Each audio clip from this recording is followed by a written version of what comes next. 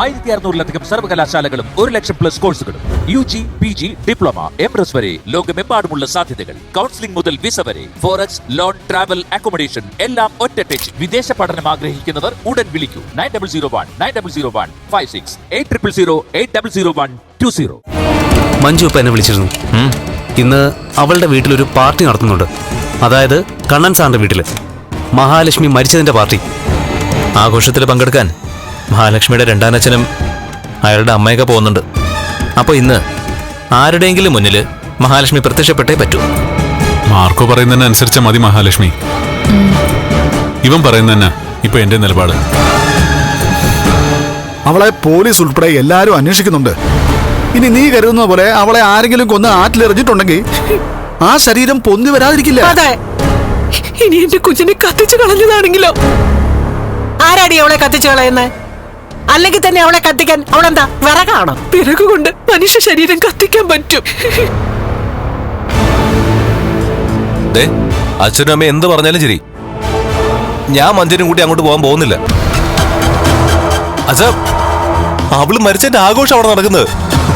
അവിടെ കേക്ക് കുറിക്കുമ്പോഴായിരിക്കും അവൾ അങ്ങോട്ട് കയറി വരുന്നത്.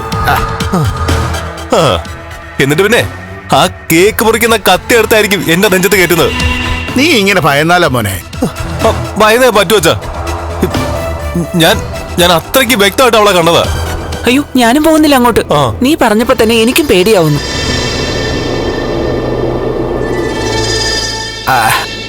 മോളുടെ വീട്ടിലേക്ക് പോകുന്നില്ലയോ മോളെ? ഇല്ല അമ്മാവ, ഏട്ടത്തി മരിച്ചതിന്റെ ആഘോഷം അവിടെ. അതിലൊക്കെ നമ്മൾ എന്തിനാ പങ്കെടുക്കുന്നേ? ഓ, ഞാൻ പറഞ്ഞില്ലേ, എവക്കിപ്പോ ഒരു ചേട്ടത്തി സ്നേഹം വന്നിട്ടുണ്ട്. ഒരാള് മരിച്ചു കഴിഞ്ഞാലേ പിന്നെ അയാളോട് വൈരാഗ്യം വെക്കേണ്ട കാര്യമുണ്ടോ? എടി, നീ അങ്ങോട്ട് പോവാതെ മോളെ നല്ലത്. ഇന്നവിടെ പലതും നടക്കാനുള്ള സാധ്യതയുണ്ട്. ഞാൻ അമ്മയോട് വിളിച്ചു പറഞ്ഞതാ ഇതൊന്നും വേണ്ടാന്ന്. പക്ഷെ അമ്മയ്ക്ക് ഒരേ നിർബന്ധം, കരുണേടത്തിയുടെയും കരുണേടത്തിയുടെ അച്ഛന്റെയും മുത്തശ്ശിയുടെയും സന്തോഷത്തിലൊക്കെ പങ്കുചേരണമെന്ന്. എന്നാ പിന്നെ ഇതൊക്കെ കരുണേടത്തിയുടെ വീട്ടിൽ വെച്ച് മതിയായിരുന്നു. ഒരാളും കൂടി മഹാലക്ഷ്മിയെ കാണണമെന്നാ എന്റെ ആഗ്രഹം. അതെന്തിനാടാ നീ അങ്ങനെ ആഗ്രഹിക്കുന്നേ? അപ്പൊ ഞാൻ പറയുന്ന എല്ലാവർക്കും വിശ്വാസമാവുമല്ലോ. നിന്നോട് ഞാൻ പറഞ്ഞതല്ലേ മോനെ, ഈ പ്രേതത്തിന്റെയൊക്കെ ശല്യം ഉണ്ടാവും മുമ്പേ ഒരു രക്ഷ എഴുതി കെട്ടണോന്ന്. അങ്ങനെ ചെയ്തിരുന്നെങ്കിലേ ഇപ്പൊ ഇങ്ങനൊരു സംഭവം ഉണ്ടാവില്ലായിരുന്നു. എന്ത് രക്ഷ എഴുതി കെട്ടിയെന്ന് പറഞ്ഞാലും നമ്മുടെ പ്രവൃത്തികൾ നല്ലതല്ലെങ്കിൽ അതിന്റെ ഒക്കെ ഫലം അനുഭവിക്കേണ്ടി വരും അമ്മായി. ഓ, വലിയ പുണ്യാളത്തി. അടുക്കള കിടന്ന് ഞാൻ കഷ്ടപ്പെടുമ്പോഴേ എന്നെ ഒന്ന് സഹായിക്കാത്തവളാ ഇതുപോലത്തെ വർത്താനവും പറഞ്ഞു പോകുന്നത്. ശ്രീമന്തിനി, ഏവൻ പറയുന്ന പോലെ അവളെ ചൊടിപ്പിക്കണ്ട. അവക്കിപ്പോ അറിയാം മഹാലക്ഷ്മി എങ്ങനെയാ മരിച്ചതെന്ന്. അത് അവളുടെ നാവിന്ന് പുറത്തു പോവില്ല. പക്ഷേ അങ്ങനെ പുറത്തു പോകാനുള്ള സാഹചര്യം നമ്മളായിട്ടുണ്ടാക്കരുത്. അതേപ്പറ്റി എത്ര പറഞ്ഞാലും അമ്മയ്ക്ക് മനസ്സിലാവില്ലല്ലോ. അവള് മരിച്ച ശേഷമുള്ള കർമ്മങ്ങൾ ചെയ്ത് 16 കഴിഞ്ഞിട്ട് മതിയായിരുന്നു ഈ ആഘോഷമൊക്കെ. ഇതവള് മരിച്ച തലയ്ക്ക് മുകളിൽ നിൽക്കുമ്പോഴാണ് കേക്ക് കുറിക്കുന്നത്.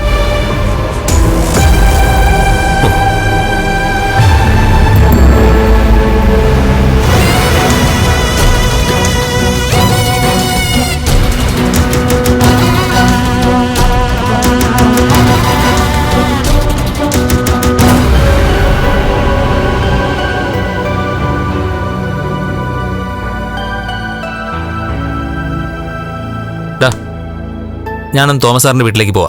ഇന്ന് രാത്രി ചെറിയൊരു കലാപരിപാടി ഉണ്ട്. മഞ്ജു വിളിക്കുന്നേ, എടുക്കെടുക്ക്. ഹലോ മഞ്ജു. പാർട്ടി ഉടനെ തുടങ്ങും. അല്ല, ഞാൻ പറഞ്ഞതൊന്നും ആരോടും പറഞ്ഞിട്ടില്ലല്ലോ അല്ലേ? ഒരിക്കലുമില്ല.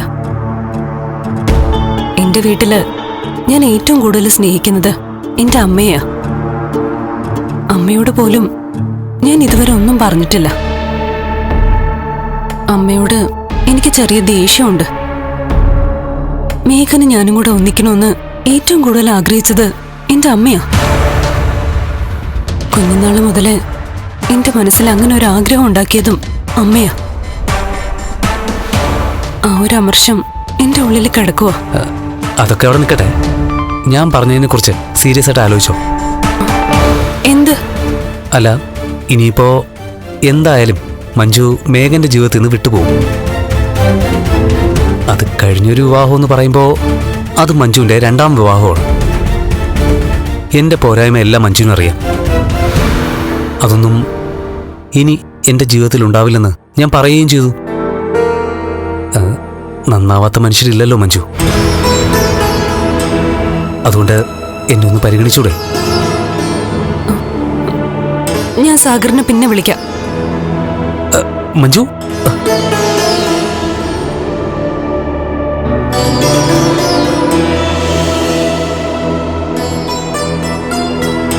ഇനി അവള് നിന്റെ ആഗ്രഹത്തിനൊത്ത് വരുവോടാ സാഗറെ? അല്ലെങ്കിൽ തന്നെ രഹസ്യങ്ങളൊന്നും സ്വന്തം അമ്മയ്ക്ക് പോലും അവൾ ഇതുവരെ ചോർത്തി കൊടുത്തിട്ടില്ല. എന്ന് വച്ചാ നിന്റെ വാക്ക് അവൾ കേൾക്കുന്നുണ്ട് എന്നാണ് അർത്ഥം. പെൺകുട്ടികളെ വശത്താക്കാൻ എനിക്ക് പണ്ടേ ഒരു കഴിവുണ്ട്. നമ്മുടെ പുറമേയുള്ള മോടികളെക്കാളും മിക്ക പെൺകുട്ടികൾക്കും ഇഷ്ടം നമ്മുടെ സ്വഭാവമാണ്, നമ്മുടെ സംസാരമാണ്. അതിലൂടെ മയക്കിയിട്ട് നീ അവളെങ്ങാനും ചീറ്റ് ചെയ്താലുണ്ടല്ലോ, അന്ന് നിന്റെ ചീട്ട് ഞാൻ കീറും. അങ്ങനെ ഒരിക്കലും സംഭവിക്കില്ലെന്ന് ഞാൻ പറഞ്ഞല്ലോ മാർക്കോ. ഈ മേഘന്റെ പെണ്ണെന്ന നിലയിൽ ഞാൻ നേരത്തെ മഞ്ജുവിനെ കണ്ടിട്ടുള്ളതാ. അന്നേ എനിക്ക് മനസ്സിൽ തോന്നിയിട്ടുള്ളതാ, ഇത്രയും നല്ലൊരു പെണ്ണാണല്ലോ അയാളെപ്പോലൊരു മുട്ടാളിനെ കല്യാണം കഴിക്കാൻ പോകുന്നേന്ന്. അന്നേ നീ അപ്പൊ അവളെ നോട്ടയിട്ടതാ അല്ലേ? അന്ന് നോട്ടൊന്നും ഇട്ടിട്ടില്ലായിരുന്നു. അവള് മേഘന്റെ പെണ്ണല്ലേ. പക്ഷേ അന്ന് അവൻ എന്നെ തല്ലി. അതുകൊണ്ട് അവൻ എനിക്ക് ശത്രുവായി. അവന്റെ ഭാര്യ ഞാൻ ഇഷ്ടപ്പെടുന്ന പെൺകുട്ടി. ആ നിലയ്ക്ക് മേഘനുമായിട്ടുള്ള ബന്ധം പിരിഞ്ഞു കഴിഞ്ഞ അവൾക്കും വേണം ഒരു ജീവിതം. നീ സ്ട്രെയിറ്റ് ആണെങ്കിൽ നിനക്കൊപ്പം ജീവൻ കളഞ്ഞും ഞങ്ങൾ നിൽക്കും. അത് മറിച്ചായാലേ കുഴപ്പമുള്ളൂ. എന്നെ 101% നിങ്ങൾക്ക് വിശ്വസിക്കാം. എന്നാ പിന്നെ ഞാൻ പോയിട്ട് വരടാ ലോപ്പസേ. അവിടെ അവരെല്ലാരും കൂടി എന്നെ കാത്തിരിക്കുക. ഈ രാത്രിയിലും മഹാലക്ഷ്മി മരിച്ചു എന്ന് വിശ്വസിക്കുന്നവർ അവളുടെ പ്രേതത്തെ കണ്ട് നിലവിളിക്കണം.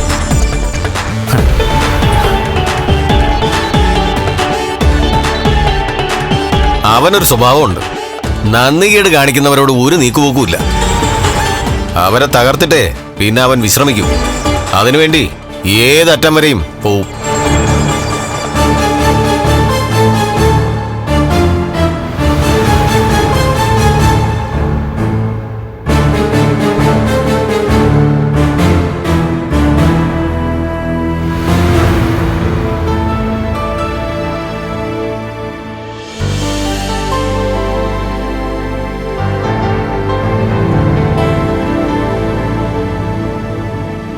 ഈ സാരി തന്നെ എപ്പോഴും ഉടുക്കണമല്ലോ, എങ്കിലല്ലേ അവരൊക്കെ വിശ്വസിക്കൂ. അതെ അതെ, പ്രേതങ്ങൾക്ക് സാരി മാറാൻ പറ്റില്ലല്ലോ. കണ്ണ അനന്തുവാടാ ആ തുറക്ക്.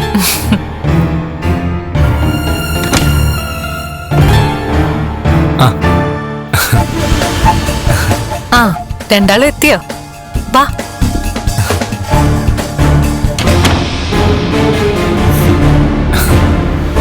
കണ്ണേട്ടനെ ഒറ്റയ്ക്കാക്കിയിട്ട് പോവാൻ മനസ്സ് വരുന്നില്ല. ആരാ പറഞ്ഞത് കണ്ണനോട് ഒറ്റയ്ക്കാണെന്ന്? നമ്മൾ പോയി കഴിഞ്ഞാ കണ്ണന്റെ അടുത്ത് ആളുണ്ടാവും. ആ ഉറപ്പ് തോമസ് സാർ തന്നെ നമുക്ക് തന്നാണല്ലോ.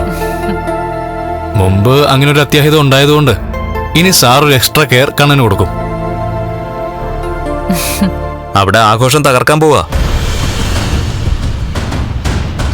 കേക്ക് മുറിച്ചും ഭക്ഷണം കഴിച്ചുമൊക്കെ എല്ലാവരും ആടി തിമിർക്കട്ടെ. പക്ഷെ അതിന്റെ ക്ലൈമാക്സ് രൂപപ്പെടുത്തുന്നത് നമ്മളായിരിക്കും. മഹാലക്ഷ്മിയുടെ രണ്ടാനച്ഛനും അയാളുടെ അമ്മയൊക്കെ അവിടെ ഉണ്ട്.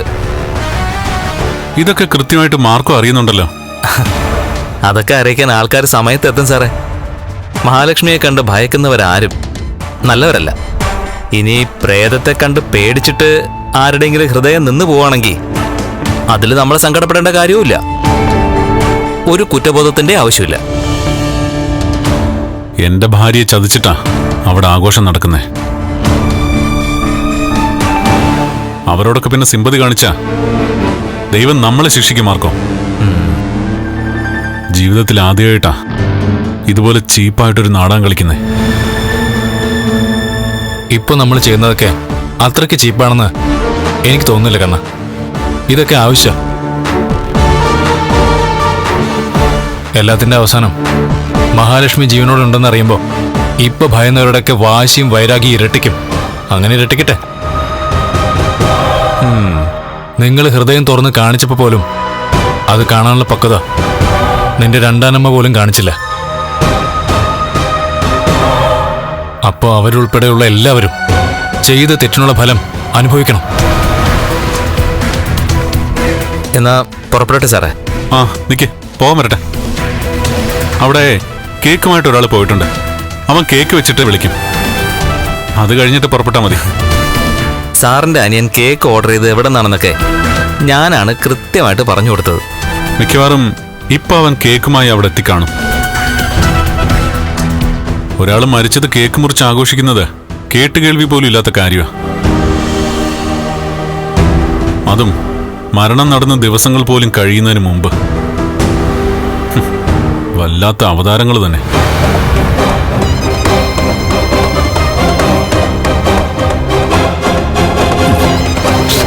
എന്നാലും ഉണ്ണി, മേഘനും മഞ്ജുവും കേക്ക് മുറിക്കുന്ന സമയത്ത് ഇവിടെ ഇല്ലാത്തത് വലിയ കഷ്ടമായിപ്പോയി. മേഘേണ്ണേ, രാത്രി പുറത്തിറങ്ങാൻ പേടിയാണച്ച. ഇങ്ങനൊരു പേടിത്തൊണ്ടൻ. ലക്ഷ്മിയുടെ ചെത കത്തിച്ചപ്പോ അവൻ എന്തൊരു ധൈര്യമായിരുന്നറിയോ. അവൻ എത്ര ആത്മാർത്ഥതയോടെയാ എല്ലാം ചെയ്തേ. അങ്ങനെയുള്ളവനാ അവളുടെ പ്രേതത്തെ പേടിക്കുന്നേ. പ്രേതമല്ലേ, പ്രേതം. അയ്യോ, നീ അങ്ങനെയൊന്നും പറയണ്ടടാ പ്രതാപ. അയ്യോ, എടാ, മരിച്ചു 16 കഴിയാതെ ആത്മാക്കള് ഭൂമി വിട്ടു പോകത്തില്ല. ഇവിടെയൊക്കെ തന്നെ അങ്ങനെ ചുറ്റിക്കറങ്ങി നടക്കും. അങ്ങനെയാണെന്നുണ്ടെങ്കിൽ അവള് ചുറ്റിക്കറങ്ങി നടക്കേണ്ടത് അവള് ജനിച്ച വീടായിട്ടുള്ള നമ്മുടെ വീട്ടിലല്ലേ അമ്മേ? അപ്പൊ നമ്മളൊക്കെ അല്ലേ അവളെ കാണേണ്ടത്. ഇതിപ്പോ മേഘൻ ജനിച്ചു വളർന്ന അവന്റെ വീട്ടിൽ വെച്ചല്ലേ അവളെ കണ്ടത്. അതിലെന്തോ സത്യം ഉണ്ടെന്നാ തോന്നുന്നേ. കാരണം ഈ മേഘനെ അങ്ങനെ ഭൂതപ്രേത പിശാചുക്കളെ ഒന്നും പേടിയില്ലാത്ത കൂട്ടത്തിലാ. അവള് മരിച്ച സമയത്തെ സാരി ഉടുത്തോണ്ട് വന്നെന്നാ മേഘേട്ടൻ പറഞ്ഞത്. ആ സാരിയോടെ മോളെ അവളെ കത്തിച്ചത്. പിന്നിനി മരിച്ചവള് സ്വർഗത്തിലോട്ടോ നരകത്തിലോട്ടോ ഒക്കെ പോയപ്പോ അവിടെ വല്ല തുണികട ഉണ്ടായിരുന്നോ എന്ന് എനിക്കറിയില്ല. അതുപോലൊരു സാരി വാങ്ങിക്കാൻ മേഘൻ ഇന്ന് വരുമെന്നായിരുന്നു എന്റെ വിചാരം. എങ്കില് അവരെ ഒന്ന് കളിയാക്കണം എന്ന് വിചാരിച്ചോണ്ടിരിക്കായിരുന്നു ഞാൻ.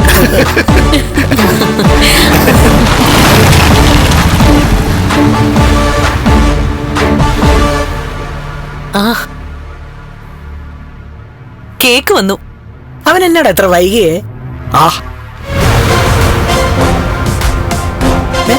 എന്താടാ ചെക്ക വൈകിയേ?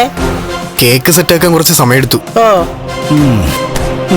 പിന്നെ നമ്മളാരും കേക്ക് കണ്ടിട്ടില്ലല്ലോ. ഇങ്ങോട്ട് എടുത്തു പോയി. ആ, നിങ്ങൾ തന്നെ സെറ്റ് ചെയ്യും. ആ ശരി.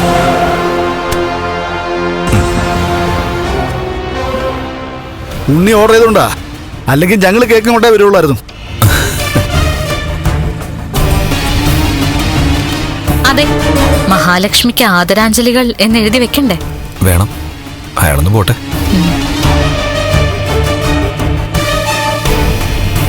മെഴുകുതിരി എത്ര എണ്ണം വെക്കണം? ഒരെണ്ണം മതി. ശരി. അതെ, അടുത്ത വർഷം ഇതേ ദിവസം 2 എണ്ണം വേണം. ഇതിനകത്ത് ആരുടെയെങ്കിലും ബർത്ത്ഡേയോ ഇനോഗ്രേഷനോ എഴുതാൻ പറഞ്ഞില്ലായിരുന്നു?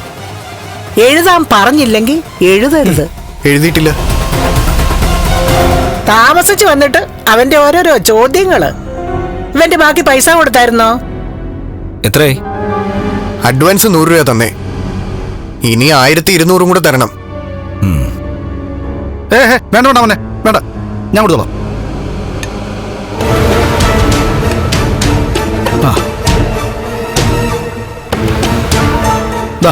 ഇത് 1500 ഉണ്ട്. ബാക്കി 300 നീ വെച്ചോ. അയ്യോ, അത് വേണ്ട സാറേ. വേണ്ടേ? അല്ല, നീ അത്രയ്ക്ക് വലിയ കാശുകാരാണെങ്കിൽ ഇങ്ങനെ തന്നേക്ക്. സാർ, എന്നാ ഞാൻ പൊയ്ക്കോട്ടെ സാർ. ആയിക്കോട്ടെ.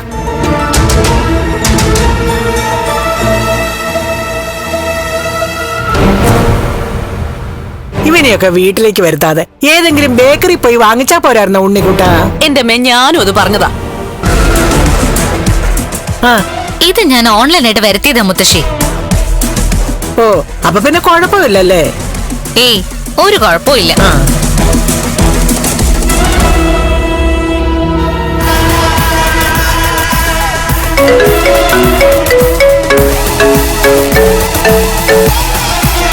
ഹലോ.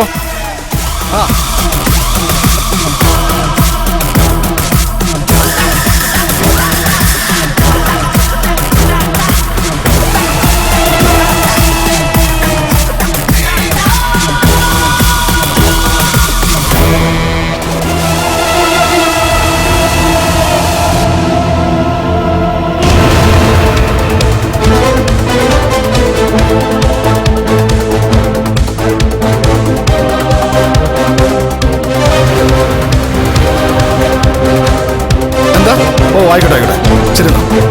ഞാൻ വന്നിട്ട് വിളിക്കാം. മോനെ എന്തോ എഴുതുന്നേ? അതെല്ലാം കഴിഞ്ഞിട്ട് അച്ഛൻ കണ്ടാ മതി.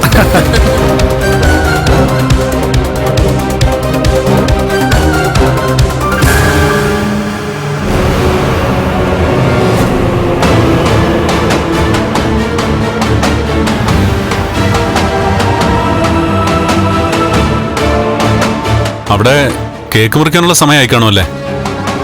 അവൻ വിളിച്ചില്ലല്ലോ.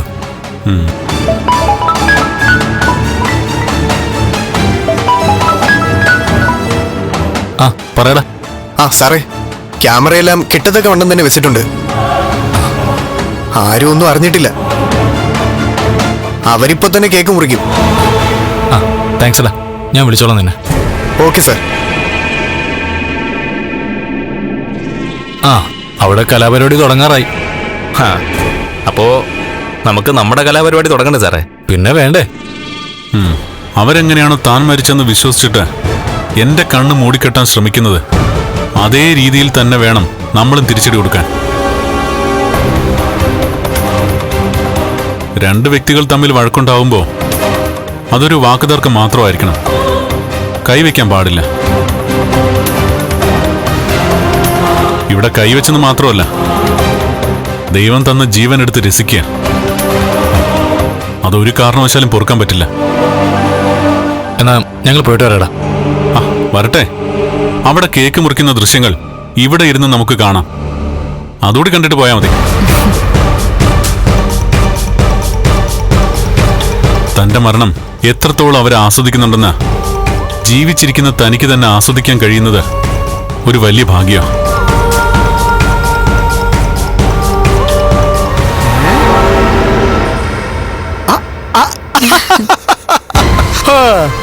അടിപൊളി.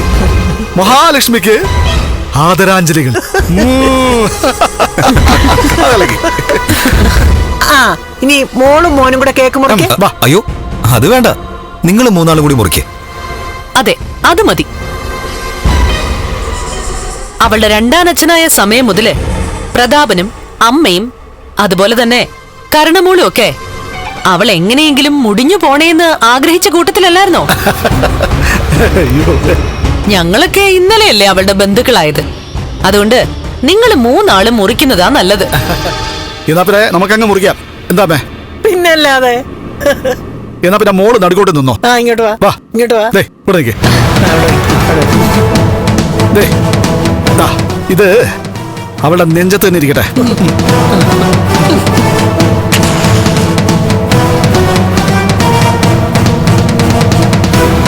മോളെ പിടിച്ചേ. അമ്മയെ പിടിക്കാമേ. ശരി, നമുക്ക് 3 പേർക്കൂടെ നൂതാം. ഊതിക്കേ. അപ്പോ മഹാലക്ഷ്മിക്ക് ആദരാഞ്ജലികൾ.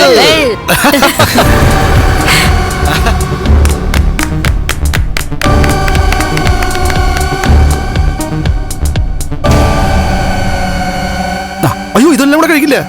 അച്ഛന് ഷുറുള്ളതാ.